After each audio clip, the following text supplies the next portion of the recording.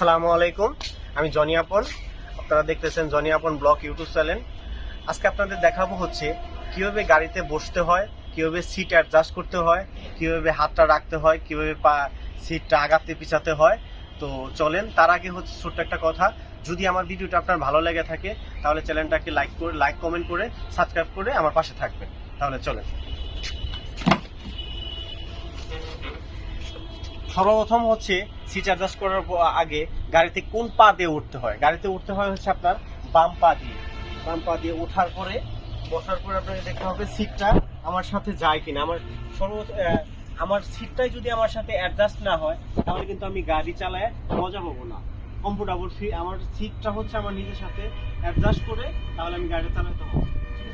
সর্বপ্রথম দেখবেন যে সিটের নিচে একটা লট আছে, এই লটটাকে উপরের দিকে টান দিয়ে সিটটা সামনে পিছে করতে হবে। আমি দেখাতে পারলাম না, দুঃখিত, আমার সিটের লকটা ভেঙে গেছে নিচের। আচ্ছা, তারপরে হচ্ছে সিটটা কিভাবে সামনে পিছনে করতে হয়, শুধু পিছনের টুক।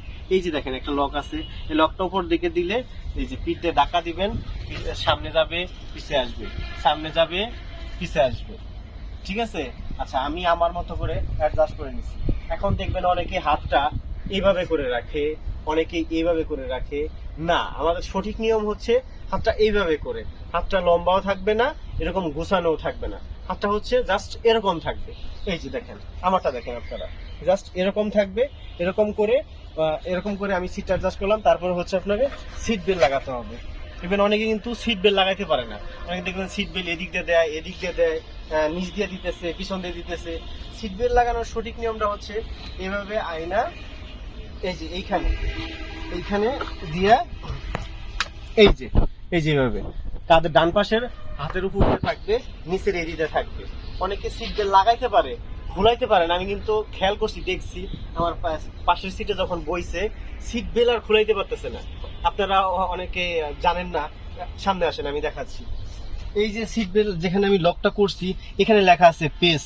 এই পেজটারে ক্লিক করব, সিট বেল্টটা খুলে যাবে। ঠিক আছে। আজকের ভিডিওটা এই পর্যন্তই। যদি ভালো লাগে চ্যানেলটাকে লাইক কমেন্ট করে সাবস্ক্রাইব করে পাশে থাকবেন।